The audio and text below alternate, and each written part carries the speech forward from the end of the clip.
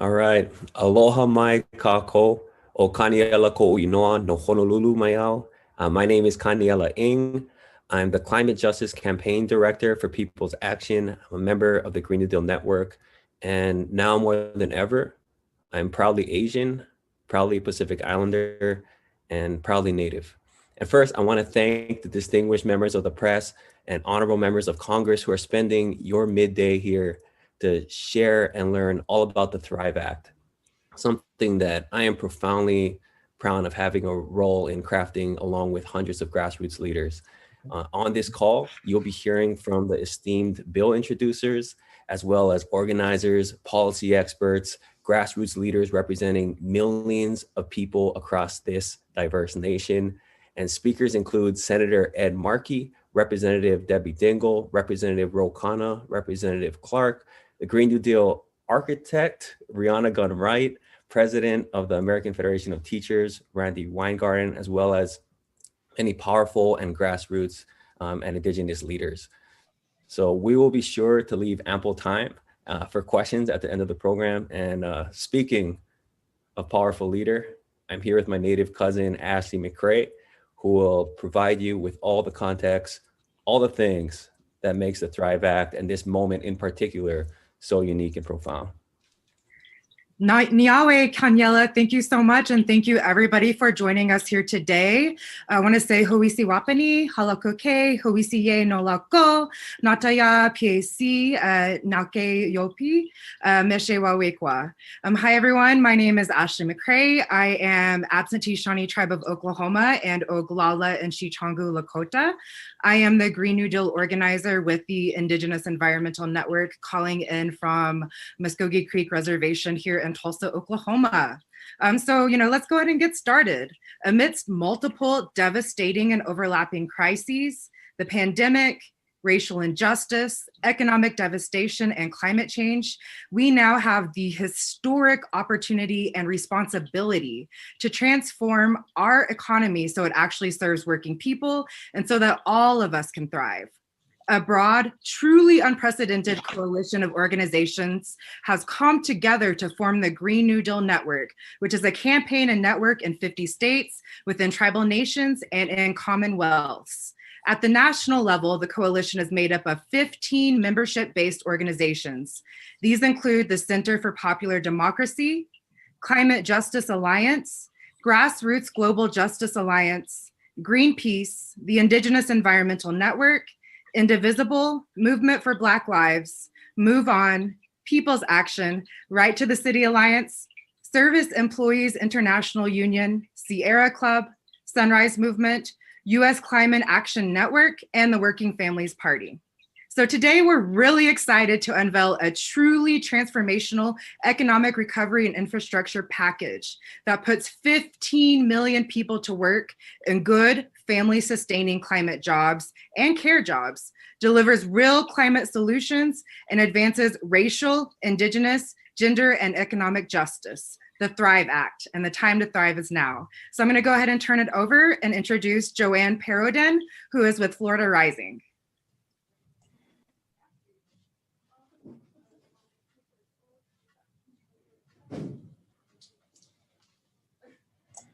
Oh, I was on mute. Thanks, Ashley. Good morning, everyone. It is an honor to be part of this important day and looking ahead of this interesting journey that we are getting on board. My name is Joanne. I'm joining from Miami, Florida, and I'm the Climate Justice Program Director at Florida Rising. I moved to this country about 20 years ago.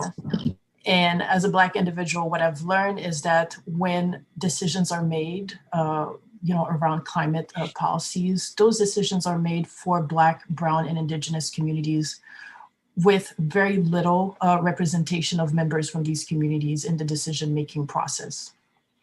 And our communities for centuries have gone through repressive policies and systemic racism. But there's a light at the end of the tunnel, and I can see that light. There is an opportunity for us to come together and make decisions and come with solutions that are equitable for all of us. And the only way for us to come with better solutions is when we all have a say and a seat at the table. And the people have spoken.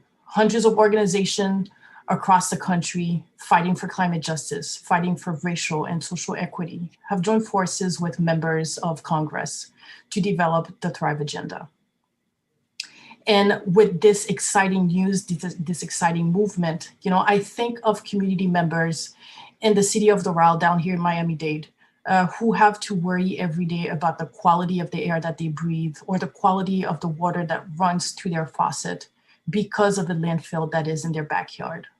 I think of parents who have kids with asthma, worrying that if they go and play outside, that they may have another episode just because the neighborhood where they live is heavily polluted. Unfortunately, none of those parents decided to live where they are because it was a personal decision. It's because that was the only option that they have available to them, because that was the only option that they could go with based on their financial status.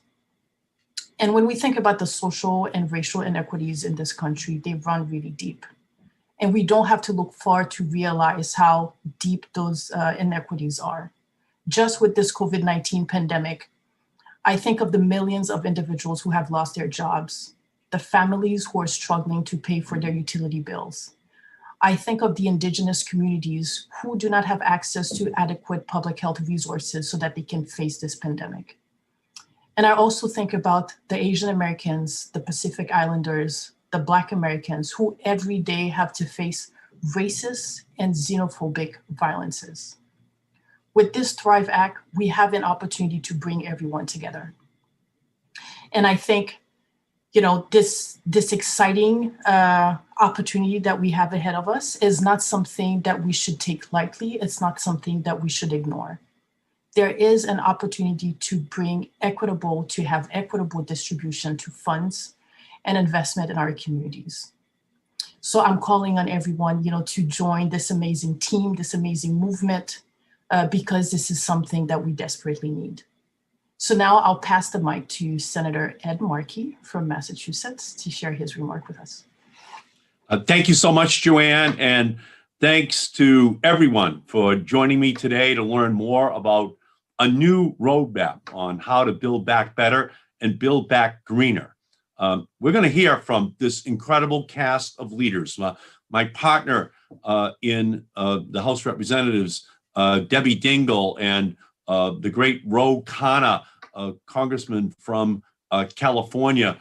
We also have Congresswoman Yvette Clarke from New York City, who is on as well. Randy Weingarten, who runs the American Federation of Teachers. They have been on the forefront of this issue right from the beginning. And you've already mentioned the other names of our speakers, Kaniela, Ashley, Nalini, and Beth. They're all there to lead this fight.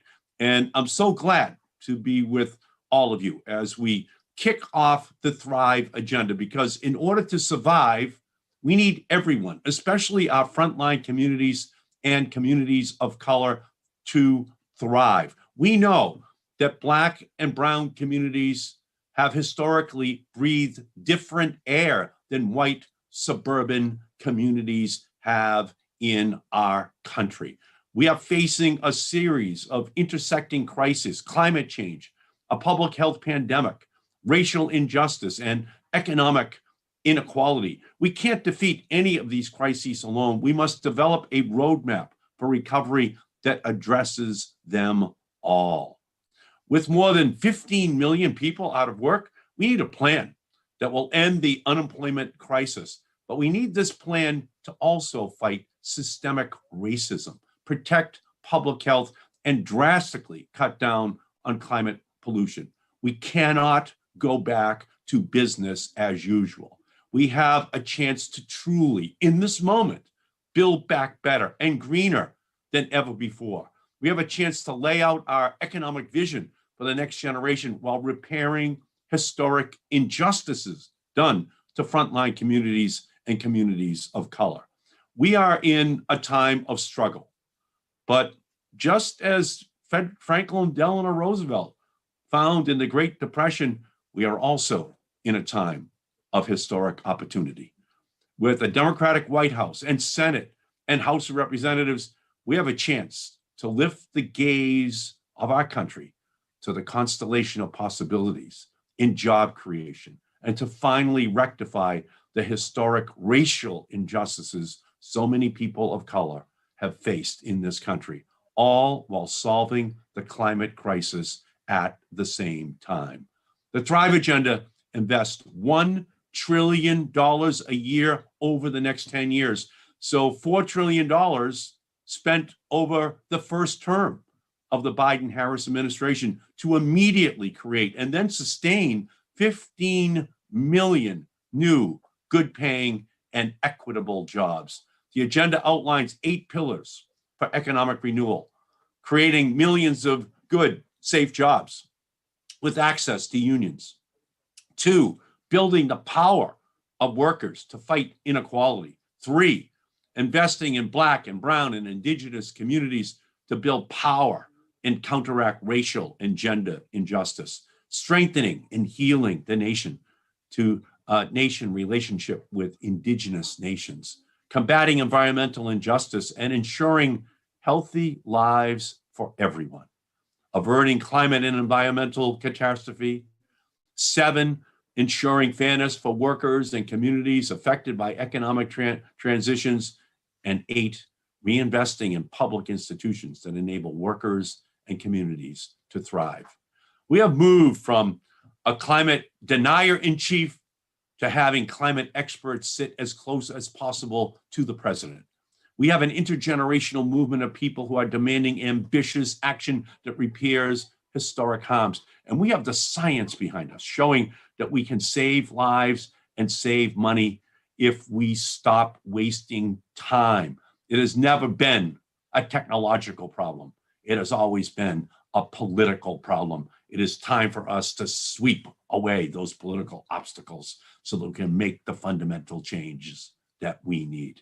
And so it's my pleasure to introduce Randi Weingarten, the president of the American Federation of Teachers, a champion for working people and communities of color. She has stood up from day one on the Green New Deal and the Thrive Agenda so that we can transform our country. Welcome, Randi. Thank you, Senator, and thank you, Representative Dingell and Representative Kahana and Representative Clark. And most importantly, thank you to all of these amazing activists from all across the country. Without this group of activists, they would not have the back of Senator Markey and Representative Kahana and Representative Dingell to be able to push the kind of change that we need for our country. And what the Thrive Agenda does, and I love, we have a palm card that we have right now about the freedom to thrive in all aspects. We know that that is moored in opportunity and justice. And there's nothing that is more just than the freedom to breathe. The freedom, if you are, as Ashley said, if you are an asthmatic, how you make sure that whether it is in school or whether it is indoor or outdoor, the freedom to be able to breathe, that requires that we have reduced our carbon footprint. The freedom to drink water that is free, that is drinkable. All of these things are things that regular working people, families all across America really need. And it is, instead of the, as you said, Senator Markey, instead of the sound bites from the right wing that try to pit working people and their jobs versus the freedom to thrive, what you have done in this legislation is you have said this is not binary. This is not an either or. This is a both and. This is a way of job creation and a way of achieving full employment and a way of making sure that we have a sustainable environment that we leave to our grandkids and to our great grandkids. This is a way of having a win-win-win where you also have pathways to these kind of new jobs as part of career tech ed programs, where we actually retrofit our schools so we have decent ventilation So we actually don't just think about COVID as an issue, but we think about how we deal with our kids being able to breathe in schools all the time without mold, without asthma, without carbon emissions. So ultimately, at the end of the day, whether we're talking about the care community, whether we're talking about families needing to have better wages, whether we're talking about kids having different and broader opportunities, it all comes down to making sure that we have a sustainable climate, and a climate that we can thrive in, and a climate families can thrive in, and a climate that actually has the jobs of today and tomorrow that are paid decently so that families can thrive. It is a virtuous circle, and that is why the AFT is part and parcel of the effort to thrive, and we are honored to be part of this movement.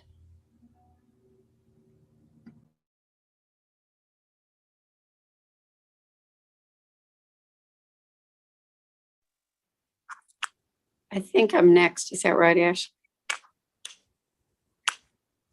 That's correct, Representative. Okay, I'm Debbie. Sorry, Dingle. Representative. I didn't know I was supposed to introduce you. My bad. Oh, Randy, I love you. And I do love Randy. And I thank her for the work she does every single day for so many people, our children, etc.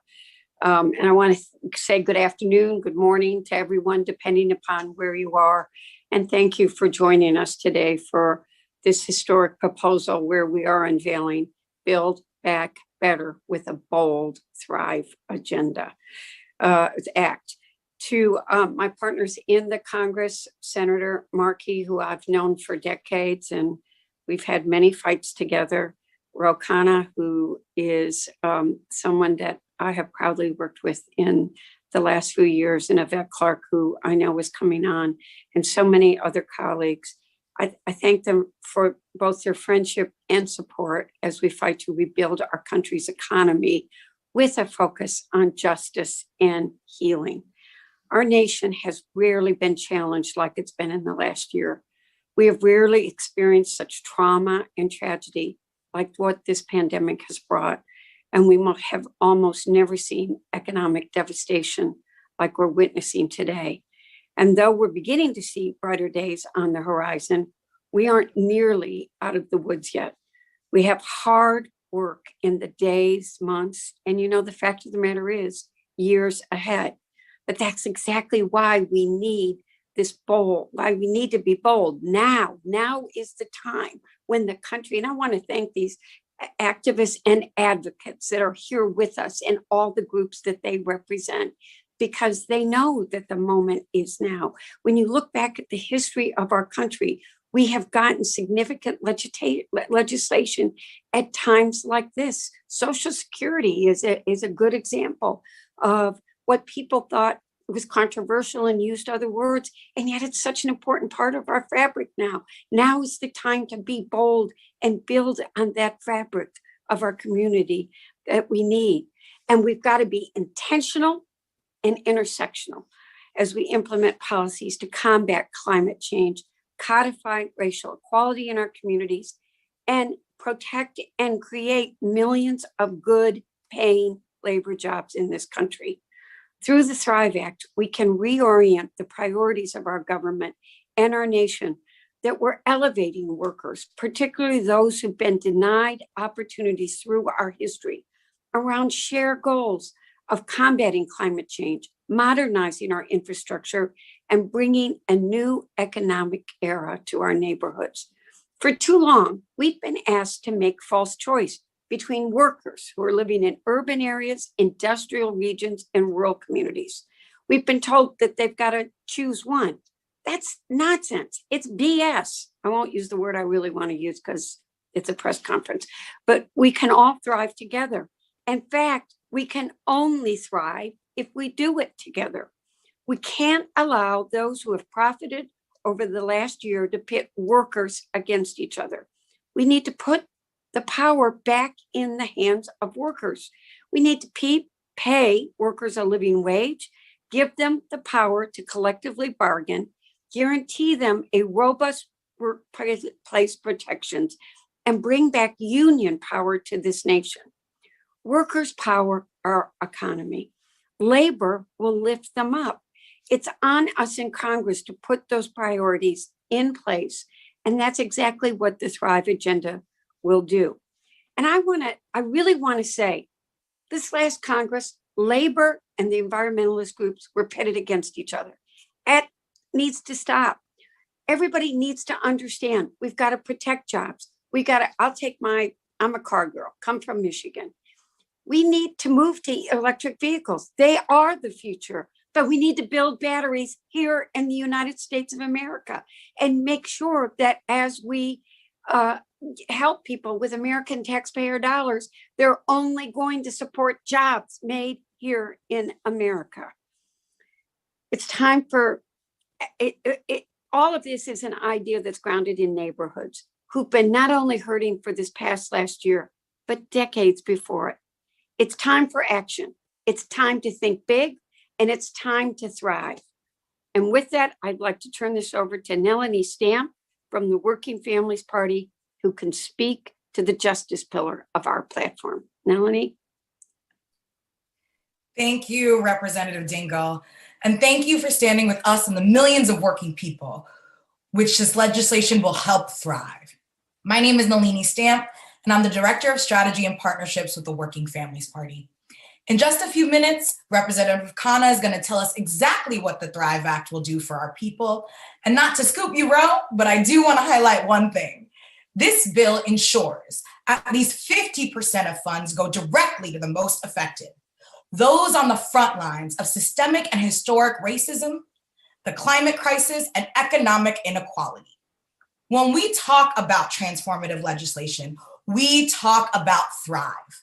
The Thrive Act is investing more money in frontline communities than anything that we've seen come out thus far. And that's exactly what's necessary to meet the needs of this moment, but also to meet the needs historically in our communities and the historic crimes against our communities. We know exactly what we need. Where we're at is not only because of the pandemic, it's because of decades of disinvestment in our communities that was made worse by the pandemic, made worse by the 2008 financial crisis.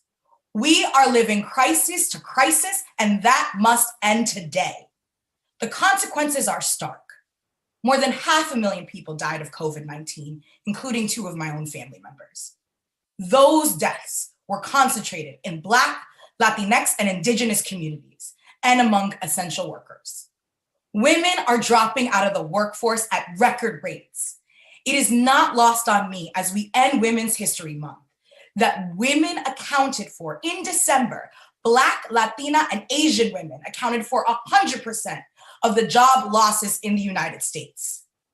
And as terrifying as that has been, it's the aftermath that scares us the most. When Congress refuses to step in, it puts the burden of recovery on our communities, on our neighbors, and on our families. And we know what it's like.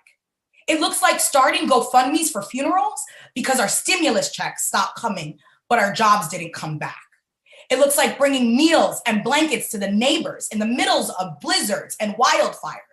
It looks like the people of Puerto Rico giving each other clean water because Congress didn't take the chance to make our neighborhoods resilient to the climate disasters we know are coming. It looks like millions of us taking to the streets out of grief and anger to fight against the fatal outcomes of his systemic racism while fighting the consequences of a global pandemic. Our communities are tired of being first responders. So before I go, I want to send a clear message to the Biden administration and all members of Congress. The risk here isn't going too big, it's going too small. Black, Brown, Indigenous, and working people of all races, and particularly women, have spent the last year caring for this country like never before. It is time for Congress to care for us. We call on members of Congress to join Representatives Khanna and Dingell and Senator Markey and pass the Thrive Act now. And for everyone who wants to join the fight, we'll see you out on these streets. Text recess to 30403 and join us in the fight because it is time to thrive. And with that, I'm going to pass it over to Representative Ro Khanna. Thank you. Wow, Melanie, I don't know if anything more needs to be said. That was so incredible, and thank you for everything you're doing. Thank you to my friend Debbie Dingle, who's always at the forefront of the fight for economic justice and healthcare justice, and understands working families probably more than anyone in Congress. And of course, Senator Ed Markey, who is just a hero to the environmental movement, and no one has done more in the entire Congress than climate change. Randy Weingarten is on the right side of every fight. And maybe I can just begin by saying why I think the choice to call it the freedom to thrive is so important. Because you always hear the right wing accuse us of saying we're going to take away people's freedoms, when actually the exact opposite is true. We believe as Democrats, and those of us supporting the Thrive agenda, as Randy said, that you cannot be free if you can't have clean water, that you can't be free if you don't have access to clean air, that you can't be free if you don't have a community to live in that is sustainable, that you're not going to be free if you don't have a dignified job, that you don't have freedom if you don't have basic health care. So the Thrive agenda is actually about enhancing American freedom. It's about giving Americans the freedom that they deserve to make the most of their lives. And this is why I love that phrase, the freedom to thrive, because that is really what we stand for.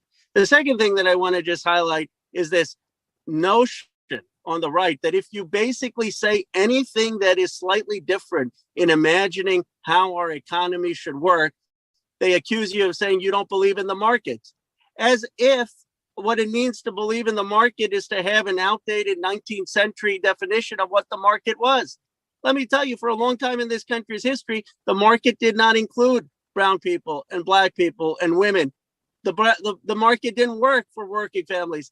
It's not about whether you believe in markets or not. Of course we believe in markets. It's about, do you have the imagination to think about how markets should work in the 21st century? And we believe those markets have to be radically inclusive, not just because that's just, but because there is so much talent, so much creativity in communities that have been excluded, that when we have inclusive markets that include all of the talent of our communities, we actually have better outcomes. And we believe those markets actually should have incentives and regulations that contribute to the common good, like tackling climate change. That we have a problem in the market economy when you have over financialization of the economy, and Wall Street speculators are being compensated more than teachers who are at the front line of preparing people for a digital economy. That is not a good market. That is not an imaginative market. And that we have to rethink the rules of our market economy so that we are actually contributing to things that are going to make America stronger, such as reindustrialization, such as tackling climate change, such as making sure that our young people are actually educated to succeed in the 21st century. Now, let me end with this. The Thrive agenda is about the fundamental American promise of equality, of opportunity, of actual racial justice. This has been core to who we are as a country. And we've seen in the pandemic, we've seen recently that we still have a long way to go, that we still do not have, even after the ending of formal Jim Crow, the gap, the racial wealth gap is increasing today, not decreasing. We still have communities on the margins of our economy, or the margins of productive investment, on the margins of healthy and clean living because of their race, because of their way, because of their minority status. And that has to change. That is what this bill is about. It's about freedom. It's about economic justice. It's about racial justice. And I just want to thank everyone on this call for helping bring this to Congress and our collective efforts to make sure this becomes law.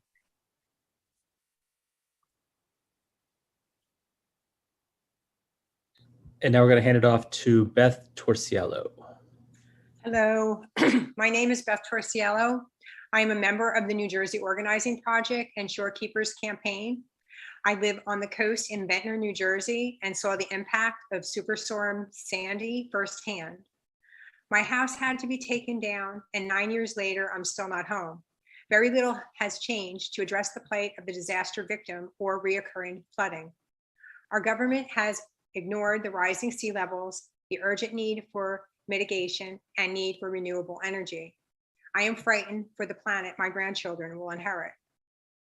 No one can truly understand a disaster unless they have lived through it, like we are now with COVID. Because of Sandy, I know that if we don't make changes and address the issues of rising sea levels, our communities will not be here in just a matter of years. Having gone through 2 disasters, Sandy and COVID, gives me a unique perspective. I am also an independent from a union family, and I voted Republican in the last election. I imagine most of you didn't. But you see, climate isn't a partisan issue. I got flooded with Democrats, Republicans, and independents. We're all in this together when it comes to climate. One thing I like about the New Jersey Organizing Project is they don't care how you vote. Many people say they won't join a group because it's Democrats or it's Republicans. We should support the issues. We need to stand together, even if we don't always agree. We need to find common ground, especially when it comes to saving our communities and planet. The goal is bigger than political divide. I am excited about the Thrive Act because of the good union jobs it will create, investments in clean energy, and other ways of reducing pollution. It's a big package, trillions of dollars a year, but we can't afford not to spend this money.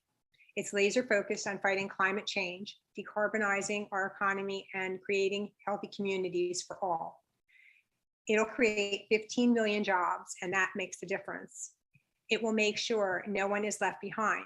Poor and frontline communities have always gotten the shaft. We can't afford those sacrifice zones anymore. We need to make everyone whole.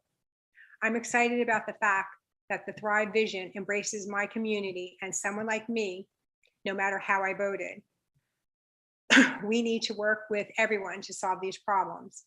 And that's the only way we'll get it done. Renewable energy is one of the ways that we can mitigate sea level rise. New Jersey is on the leading front of offshore wind farms, and we hope to have a couple hundred turbines in the next few years.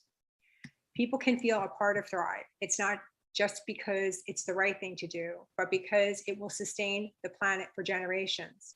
Out of disasters comes ideas and opportunities. NJOP is one of those post-Sandy. Thrive is one of those after the COVID pandemic. We all deserve to thrive. Let's do this. Thank you for allowing me to be a part of this today. Our next speaker will be Rihanna Gunwright from the Roosevelt Institute. Hi, I'm Rihanna, and it's a pleasure to be here today. And I'm going to talk a little bit about the economic case for Thrive. And I think to understand why Thrive is so necessary, it's important to understand the context that the recession happened in, because the truth was that our economy has never fully recovered from the Great Recession. As my colleagues, macroeconomists, Dr. Joseph Stiglitz and Dr. Josh Mason have noted in their work, even before the pandemic, the US economy was struggling with a chronic shortfall of demand relative to supply. Compared to earlier periods, the period since 2000 has had slower wage growth, slower productivity growth, and declining labor force participation, all of which are signs of a weak labor market. And similarly, labor participation didn't even reach the pre-2008 levels until the start of 2020, only for tens of millions of Americans to once again lose their jobs. And the impact isn't just on the macro level, it's on the micro level as well. Workers who lose their jobs during recessions, particularly if it takes them a while to find their next job, do not recover those earnings. And at least those workers who lost their jobs in the Great Recession still have not seen their earnings recover. And contrary to what might seem like popular belief, a lot of that stagnation wasn't due to the financial collapse that precipitated the recession, but to the fact that recovery spending that was already designed to be targeted and temporary was withdrawn before the economy fully recovered, largely because of concerns about the federal deficit. And so now we're again in the same position where the danger is not spending too much, it is really spending too little. Because the fact is, when we hit hard times, when families and businesses and communities have to pull back, that's exactly when the federal government needs to step up and invest. Because just like ending recovery too soon can help or can cause the economy to stagnate, the opposite is true. Robust federal investment, much like the Thrive agenda, and much like the Thrive Bill, can kick off a virtuous cycle that can last for years, decades even. And so work has already happened that has shown that in times of economic downturn, every dollar in public spending leads to $1.70 in increased production. And as well as the tight labor market that comes from falling unemployment gives workers, particularly women and workers of color, more bargaining power and can shrink the wage gaps between white workers and workers of color that we have seen growing for the last decade. And again, if the recovery spending is designed well, if these investments are new and growing industries like clean energy, like green technology with strong standards around equity and labor, you can kick off not just a virtuous cycle, but a legitimate economic boom that lasts again for decades, much like we saw after WW2. And so analysis has already shown that the investments in Thrive, the 1 trillion per year, would create 15 million jobs. But this is where the fact that Thrive has such strong standards around labor and equity, it matters because where and how these investments are directed matters just as much as the amount invested. Because jobs can be created, but that doesn't make them good jobs. We can unleash trillions in public investment, but that doesn't mean it won't just go to the largest corporations or that it will get to the people and places that are needed. And we can commit to reinvigorating industry, but that doesn't mean, again, that money will end up in the pockets of everyday Americans. And so Thrive, both in the amount that it is planning to invest and the ways that it wants to invest, would really set up the US economy for years of prosperity, particularly for the people and places that have suffered the most during the COVID recession. And so now I'm going to pass it over to Representative Yvette Clarke.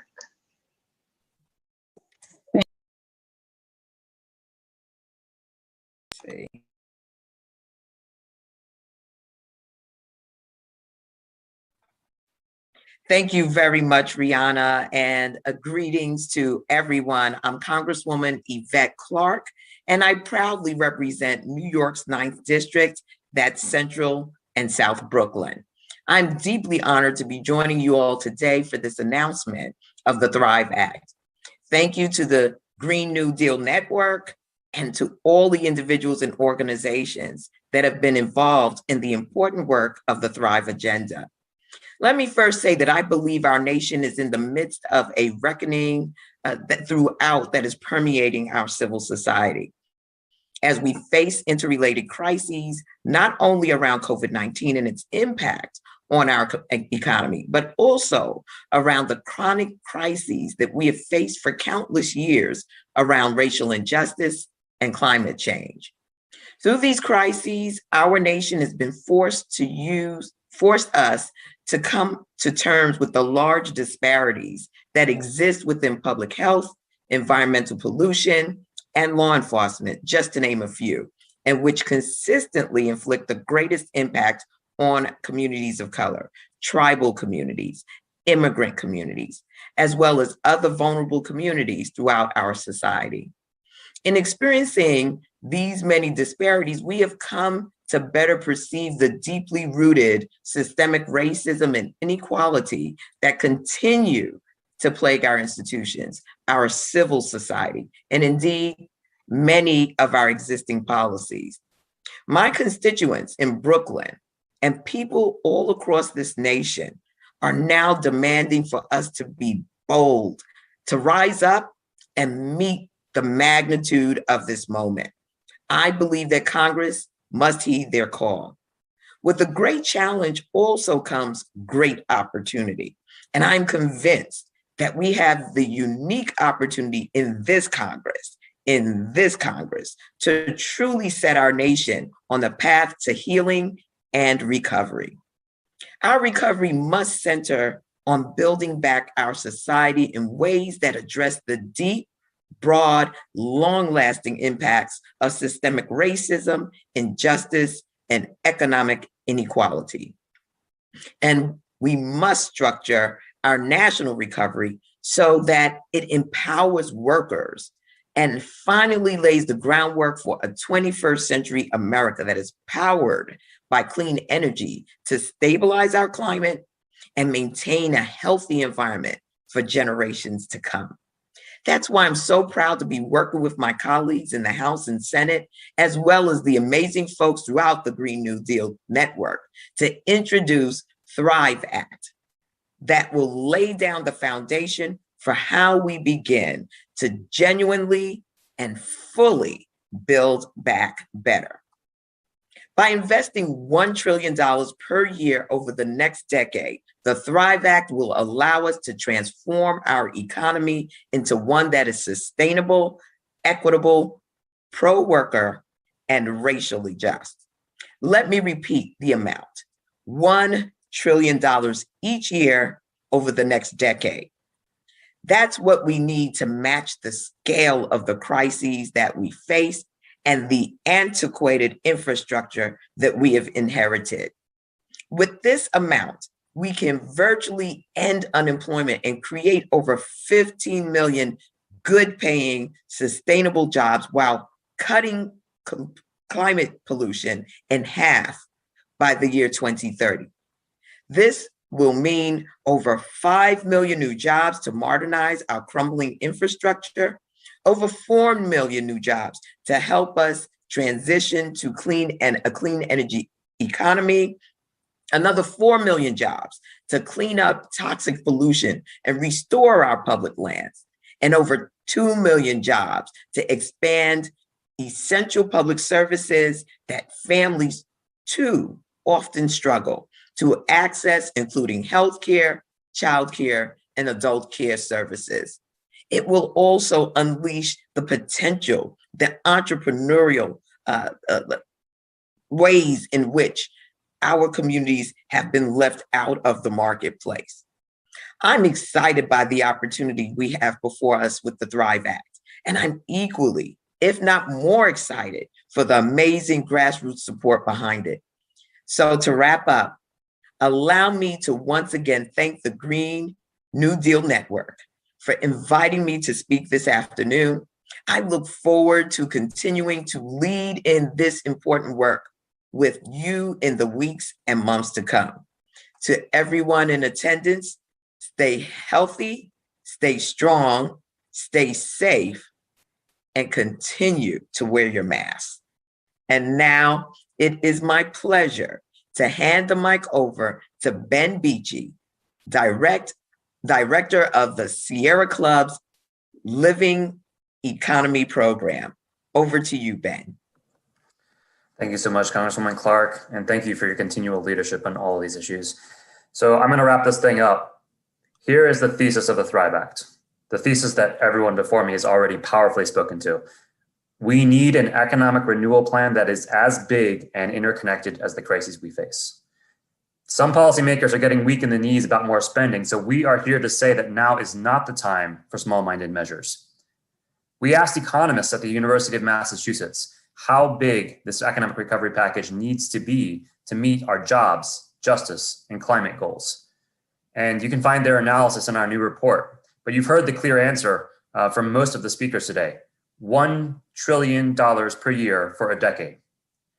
$1 trillion per year would create and sustain over 15 million good jobs, which is enough to end the unemployment crisis by offering a job to everyone who is currently out of work. $1 trillion per year for a decade would cut our climate pollution nearly in half by 2030.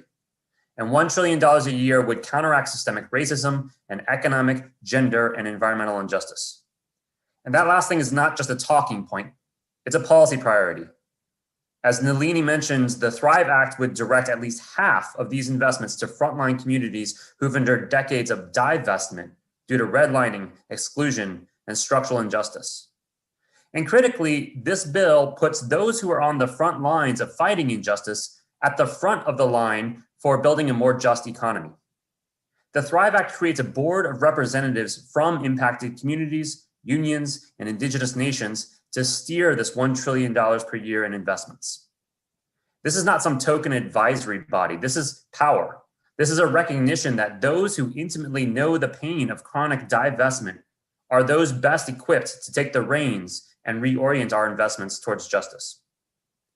And the bill makes clear that those investments will be economy-wide. I mean, Congresswoman Clark just broke it down. Those 5 million jobs to upgrade our infrastructure would replace every lead pipe in the country, build clean and affordable public transit, ensure a reliable electric grid so that the grid failure that we saw in Texas last month does not happen again. Those 4 million jobs in clean energy she spoke to would expand access to wind and solar power for all, electric vehicles, and clean and healthy buildings. Those 4 million jobs would protect our wetlands and forests while investing in family farmers, and 2 million jobs to invest in care for children and the elderly, work that is often underpaid, undervalued, and performed by women of color.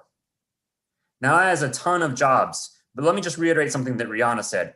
Job quality and job access matter just as much as job quantity. And that's why the Thrive Act requires that all of these investments be tied to strong labor, equity, and environmental standards. The latest labor data show that if we would just pump money into the economy without these standards, we would be actively reinforcing the unjust status quo. In short, we'd create millions of mostly mediocre, non-union jobs for predominantly white men. To build a more just economy, the bill requires strong wage and benefit standards, access to unions, and equitable hiring that favors women and people of color.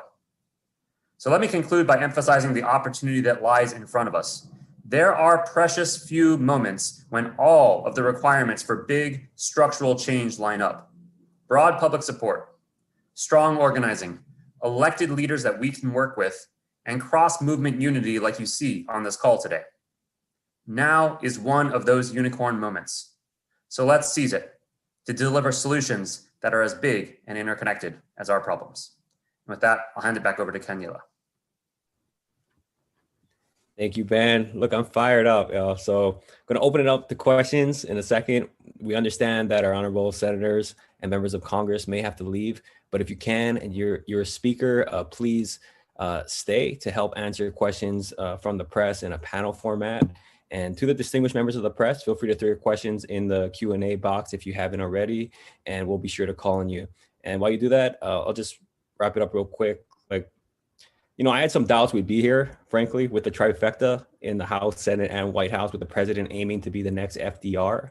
And we have some of the greatest champions in Congress standing shoulder to shoulder with movement leaders, ready to move with what actually needs to get done. It's remarkable, really, and we cannot squander this historical opportunity, which is why we're planning for the next decade and not just the next election. So Senator Markey, Representative Dingell, Representative Khanna, Representative Clark, and all the sponsors. Look, if you're a member of Congress and you're hearing this, please sign up during recess. Go to one of our champions' offices and get your name on this historic piece of legislation. But thank you so much for understanding the need to not fight for us, but to truly fight with us. So as the other side continues their assault on voting rights, we are paving the way to true democracy and co-governance. So thank you for your servant leadership. I'm going to pass it to Ashley while these questions come in to talk about the Time to Thrive Day of Action coming up on Wednesday, March 31st. Thank you so much again, Kaniela, and thank you to all of our champions and all of our amazing speakers. If you are an elected official on this call, I just want you to know that the people have your back. So go ahead and feel free signing on to the Thrive. We need as many people to sign on as possible. And again, millions of people have already heard about the Thrive Act through the hundreds of Thrive events over the past year and various media appearances by our champions that even include Majority Leader Chuck Schumer. But we've learned time and time again that we cannot rely on inside advocacy to see real change. We need an outside game. That is why this Wednesday, on March 31st, activists will be taking action all across the nation. So far, we have 89 hosts who have registered events, including car caravans, marching band office visits, virtual rallies, banner drops, house visits, and so much more. You can actually visit recoveryrecess.org to put your event on the map and see what else is going on. IEN, we're even kicking off a Thrive for Indian Country campaign, and we'd love for y'all to join us, ienearth.org/thrive.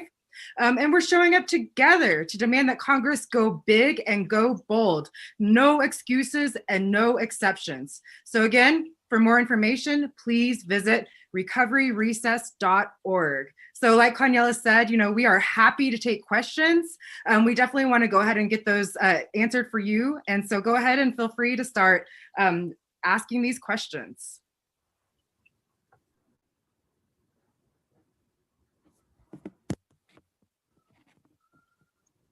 Thanks so much, everyone. I'm just going to start reading off some of the questions that we have in here. I see our first question coming in from Kelly Ferris from Fox News joining us today. She did have a question directed at some of the lawmakers on the call, but just wanted to share that here. She asks, how do you plan to push the Thrive Act into the next infrastructure bill this Congress? And do you support this being passed through in another budget reconciliation process?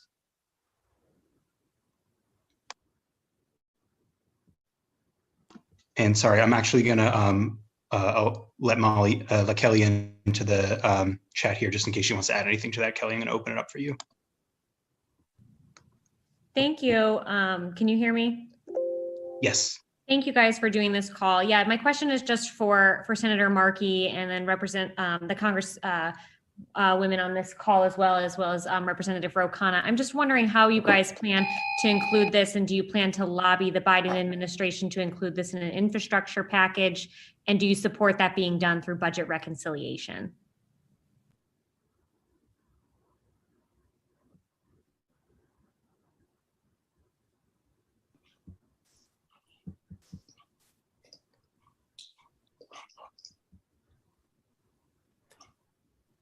Hey, Mike, is there a member on the call ready to take this? I think some of those folks may have dropped off in the intervening. I'm wondering if there's any context that we can provide around that question. And I think we're also happy to help refer questions to the appropriate folks. Yeah, there are no lawmakers remain on. So if you want to take it, Ben, go right ahead. Great. Well, I would say certainly I think the Thrive push is a push for the next infrastructure package, which goes well beyond infrastructure, to be as bold in scale and as rooted in justice as what you've heard everyone speak to today. And I think there's been a lot of conversations with the administration on this. You have heard of some initial proposals from the administration, which are a good start, and we're saying more is needed. And there's a push from, I think, everyone on this call to go big and bold, that we really need. Now is the time for solutions that actually match the scale of the crisis we face. So you're absolutely right that I think, I won't speak for any of the members of Congress, of course, but I think for all of us on the call, we see this moment as that unicorn moment, as that window of opportunity to really actually tackle the interlocking crises that we face of racial injustice, the climate crisis, mass unemployment, and public health all at the same time. And as others have said, windows of opportunity do not stay open forever. And so this is the moment. This is the time to go big and bold. Thank you for taking that.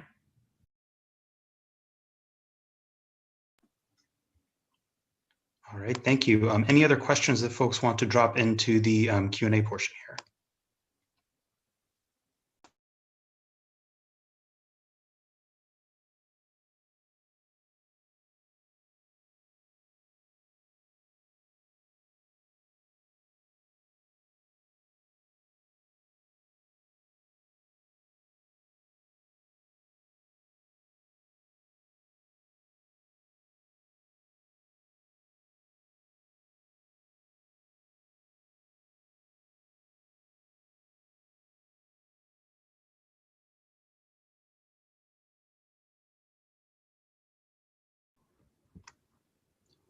All right, well, if folks have any other questions, please know that they can just reach out to this team, and we're happy to help facilitate those.